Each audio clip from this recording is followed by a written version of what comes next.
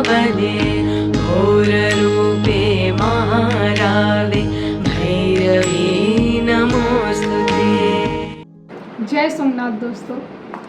तो हाँ, बहुत लेट हो गया है वीडियो बनाने में, क्योंकि पहले मैं बीमार थी और उसके बाद फिर टाइम ही नहीं मिला हमें, तो इसलिए मैं वीडियो नहीं बना पाई।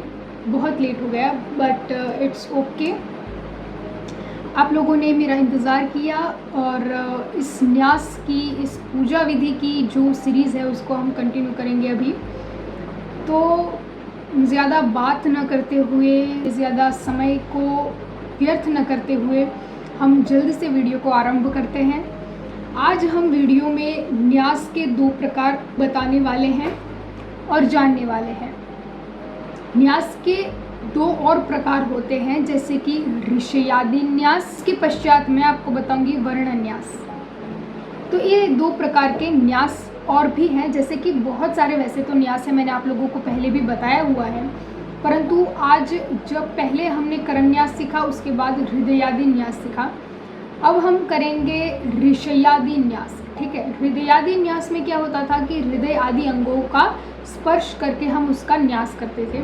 अब यह है ऋषयादि न्यास, अर्थात जो मंत्र हम कर रहे हैं, जो स्तोत्र हम कर रहे हैं, जो भी अनुष्ठान हम कर रहे हैं, उसके जो ऋषि हैं, अर्थात सर्वप्रथम जिन ऋषि ने ये किया था, उन ऋषि का नाम हमें इसमें बोलना होता है, उनका न्यास हमें करना होता है।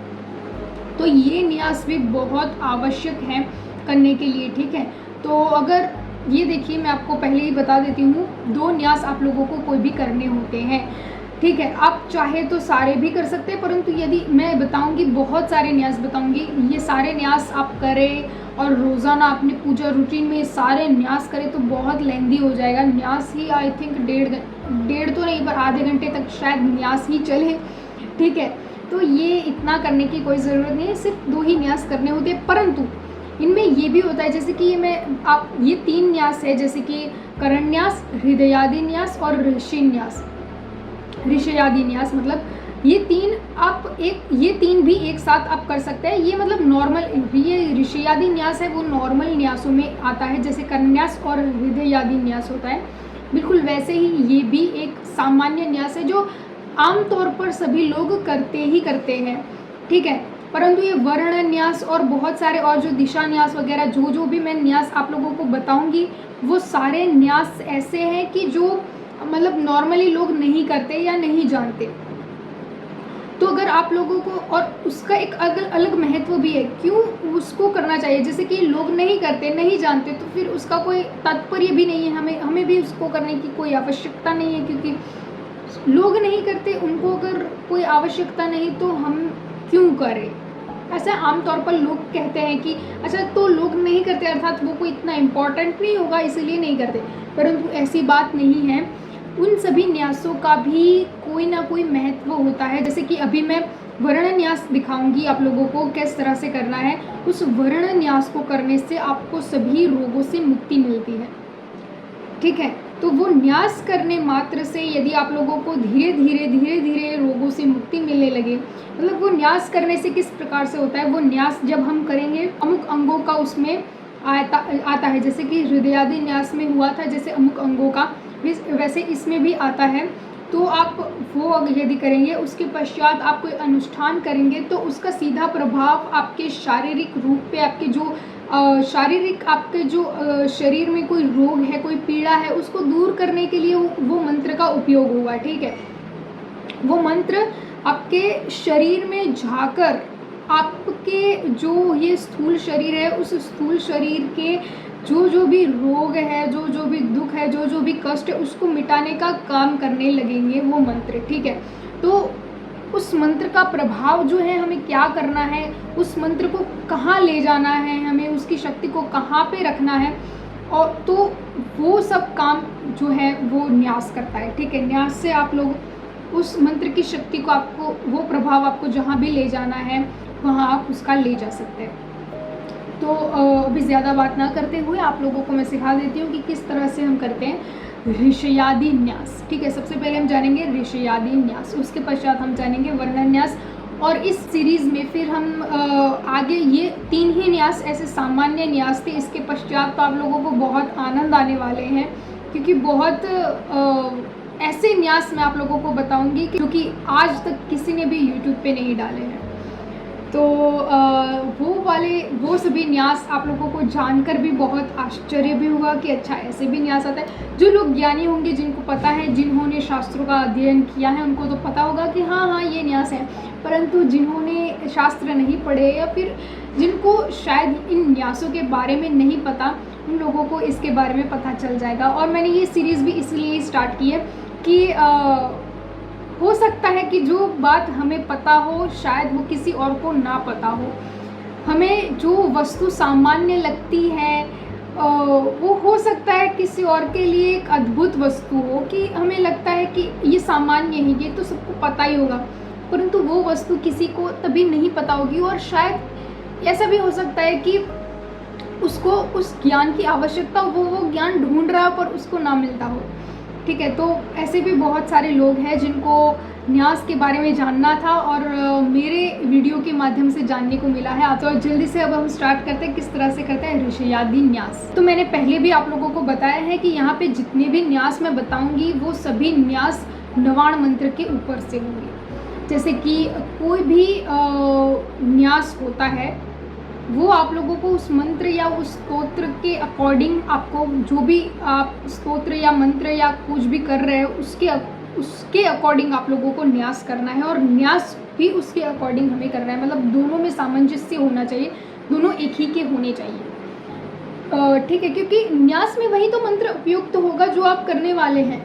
ठीक है, जैसे कि अगले न्यास मैंने आप लोगों को 1-2 बताए हैं, आपने अगर नहीं देखे हैं तो आप ज़रूर जाकर वो वाले वीडियोस देख लीजिए। आपको पता चल जाएगा कि न्यास किस प्रकार से मंत्र में ही उठाकर न्यास बनाए जाते हैं। तो अब हम जान लेते हैं कि नवाण मंत्र से हम कैसे ऋषयादि न्यास कर सकते हैं। नवाण मंत्र का ऋषयादि न्यास कैसे करें? तो नवाण मंत्र के ऋषि कौन हैं? नवाण मंत्र के ऋषि त्रिदेव हैं, भगवान शिव, भगवान विष्णु और भगवान ब्रह्मा जी। तो वही ऋषि है तो उनका ही न्यास होगा। तो किस प्रकार से करना है, उसका मंत्र क्या है और कहाँ पे सबसे पहले हमें शिरसी अर्थात मस्तक का करना है। यहाँ पे हाथ रखिए और फिर बोलिए ओम ब्रह्मा विष्णु रुद्रा ऋषिभ्यो नमः शिरसी। ब्रह्मा विष्णु रुद्र ऋषिभ्यो नमः शिरसी। यहाँ मैं 1-2 बार इसलिए बोल रही हूँ ताकि आप लोगों को अगर पता ना चला हो एक बार में तो आप लोगों को पता चल जाए। और यहाँ पे कहीं पे मैं वो लिखा हुआ भी मेंशन कर दूँगी ताकि आप लोगों को अच्छे से पता चल जाए कि मैं क्या बोल रही हूँ और आप लोगों को भी क्या करना है। ठीक है, ये पहले हमें शिरसी करके मस्तक पे इस प्रकार की मुद्रा बना के, जिसको गौ मुद्रा कहते हैं, हमें इस प्रकार हमारे मस्तक पे धारण करना है अपना हाथ इस प्रकार से, और फिर बोलना है ओम ब्रह्मा विष्णु रुद्र ऋषिभ्यो नमः शिरसी। ठीक है, इसके पश्चात हमें इस प्रकार की मुद्रा बनानी है, गौ मुद्रा जो हमने यहाँ पे बनाई थी बिल्कुल वही, और बोलना है गायत्री गणुष्टुप छंदभ्यो नमः मुखे। गायत्री गणुष्टुप छंदभ्यो नमः मुखे, इस प्रकार से बोलना है। ठीक है, आप ऐसा भी कर सकते हो कि पहले बोलो और उसके पश्चात मुखे करके यहाँ पे लगाओ। ठीक है, गायत्री गणुष्टुप छंदाभ्यो नमः मुखे, इस तरह से आप कर सकते हो। उसके पश्चात हमें क्या करना है, ये 2 हो गया शिरसी मुखे। अब हमें क्या करना है, जिन देवी का हम मंत्र कर रहे हैं, जिन देवता का हम मंत्र कर रहे हैं, उनका हमें न्यास करना होगा। मतलब इसी में हमें उनका भी एक स्टेप है वो हमें पालन करना होगा। जैसे कि हमें वही मुद्रा बनानी है और श्री महाकाली महालक्ष्मी महासरस्वत्यो देवताभ्यो नमः हृदि। श्री महाकाली महालक्ष्मी महासरस्वती देवताभ्यो नमः हृदि। ठीक है, तो इस प्रकार से हमें हृदय का मतलब हृदय का भी हमें देवता न्यास करना है। इसके पश्चात हमें गुह्ये करके हमारे नाभि के नीचे हमें इसी प्रकार की मुद्रा बना के स्थित करना है। आप नाभि पे भी कर सकते हैं, परंतु नाभि का भी एक अलग आता है न्यास, इसीलिए हमें नाभि के नीचे हमें अपने इस हाथ की मुद्रा को टच करना है और हमें बोलना है ऐं बीजाय नमः गुह्ये, ऐं बीजाय नमः गुह्ये। ठीक है, इस प्रकार से हमें मुद्रा बना के, हमें यहाँ पे इस तरह से आप लोगों को दिख नहीं रहा होगा, परंतु यहाँ हमें नाभि के नीचे हमें इस प्रकार से ऐं बीजाय नमः गुह्ये करके उसका भी न्यास कर देना है। ठीक है, आप लोगों को ये न्यास ख़त्म होते ही बताऊंगी कि इन अंगों का हमने क्यों वही मंत्रों से उसी अंगों का न्यास किया है। ठीक है, उसके पश्चात हमें हमारे जो पैर होते हैं, पैर के तलवे जो होते हैं, अभी तो जब हम ये करने बैठेंगे तभी हम अच्छे से सुखासन में ही बैठेंगे, पद्मासन में बैठेंगे। तो हमारे जो पैर के तलवे हैं उसमें दोनों हाथों से हमें करना होगा। ठीक है, दोनों हाथों की मुद्रा बना के पैर के जो तलवे होते हैं पे टच करना है और बोलना है ह्रीं शक्त्यै नमः पादयो, ह्रीं शक्त्यै नमः पादयो। ठीक है, इस प्रकार से हमें वो न्यास करना है। उसके पश्चात हमें करना है क्लीं कीलकाय नमः नाभो। मैंने कहा था कि नाभि वाला भी एक आएगा, तो ये वही मुद्रा बना के हमें नाभि के ऊपर हमारे हाथ को टच करना है, इस प्रकार की मुद्रा बना के, और हमें बोलना है क्लीं कीलकाय नमः नाभो, क्लीं कीलकाय नमः नाभो। तो इस प्रकार से यदि हम ये 6 मंत्र बोलकर इन 6 अंगों को स्पर्श करते हैं तो उसको कहते हैं ऋषयादि न्यास। अब मैं आप लोगों को बताती हूँ कि इन अंगों पे ये मंत्र बोल के, ये ही शब्द बोल के हमें क्यों टच करना है और ये न्यास कैसे हो गया, इससे कैसे हमारी रक्षा होगी। तो मैं आप लोगों को बता दूँ, सबसे पहले हमने किया है ऋषयादि न्यास में ऋषयों का न्यास। जो भी इस मंत्र के ऋषि हैं, जो भी इस स्तोत्र के ऋषि हैं, जो भी आप स्तोत्र का मंत्र का अनुष्ठान कर रहे हो, उनके जो ऋषि हैं उनका हमें न्यास सिर पे करना है, मतलब मस्तक पे करना है। ठीक है, तो उनको मस्तक पे इसलिए करना है क्योंकि वे हमारे गुरु के समान हैं, और गुरु के समान क्योंकि उन्होंने ही इस मंत्र या स्तोत्र को बनाया है। उन्होंने सर्वप्रथम इस स्तोत्र या मंत्र का उच्चारण किया है, और उनके द्वारा हमें कैसे भी करके यदि वो मंत्र, वो स्तोत्र हमारे पास आता है, इसका तात्पर्य यही है कि वे हमारे गुरु हैं, क्योंकि कोई भी विद्या हमें हमारे गुरु के माध्यम से ही प्राप्त होती है। ठीक है, तो वो गुरु के समान है, ब्रह्मा विष्णु और रुद्र भगवान। तो हमें उनको हमारे मस्तक पे धारण करना है, इसलिए हमें सबसे पहले हमारे मस्तक को हम सिक्योर करते हैं इन तीनों देवताओं से, अर्थात ऋषियों से। ठीक है, ताकि हमारा मस्तक जो है वो सेफ रहे। मस्तक सेफ रहे अर्थात ये जो ऊपरी तौर पे ये जो माथा है ये तो है ही, परंतु मस्तिष्क जो हमारा है, हमारी बुद्धि जो है वो स्थिर रहे, हमारी बुद्धि पर इन ऋषियों का आशीर्वाद बना रहे। इसीलिए हमें ऋषि न्यास मस्तक पे सिर पे करना होता है। ठीक है, इसके पश्चात हमने किया जो अनुष्टुप छंद है, जो छंद है उसका हमने न्यास किया। वो न्यास हमने किया मुख पे, गायत्री अनुष्टुप छंद जो है वो क्या है, छंद या मंत्र वो बोलना होता है, मुख से बोलना होता है। तो वो सदैव हमारे मुख में रहे और हमारे मुख की रक्षा करता रहे, इसीलिए हमको छंद का न्यास मुख में करना होता है। ठीक है, इसके पश्चात हमने किया जो देवता का हम ध्यान कर रहे हैं, जो देवता का हम अनुष्ठान करने वाले हैं, उनका न्यास। तो यहाँ पे हमने त्रिदेवियों का न्यास हमारे हृदय में किया है, क्योंकि भगवती महामाया जो भी आपके इष्ट हैं, जिनका भी आप अनुष्ठान करने वाले हैं, वो हमारे सदैव हमारे हृदय में बसे रहे। जिस प्रकार से हमारे इस शरीर में केवल एक हृदय बंद हो जाए तो पूरा शरीर नष्ट हो जाता है, पूरे शरीर का कोई तात्पर्य नहीं रहता। तो वो शरीर में वो हृदय कितना महत्वपूर्ण है, उस हृदय में हमें हमारे देवता का, हमारे इष्ट का आवाहन करके हमारे हृदय में उनको विराजमान करना है, ताकि वो हमारे हृदय में सदैव रहे और हमारी रक्षा करे। यदि हमारे हृदय की रक्षा होगी तो हमारी तो रक्षा हो ही जाएगी। उसके पश्चात हमने गुह्य अंग का अर्थात नाभि के नीचे जो अंग है वहाँ का न्यास किया, जहाँ पे मूलाधार चक्र विद्यमान होता है। शास्त्रों में मूलाधार चक्र, जो चक्र हमारे बताए हैं सातों चक्र, उन चक्रों का बड़ा महत्व रहा है।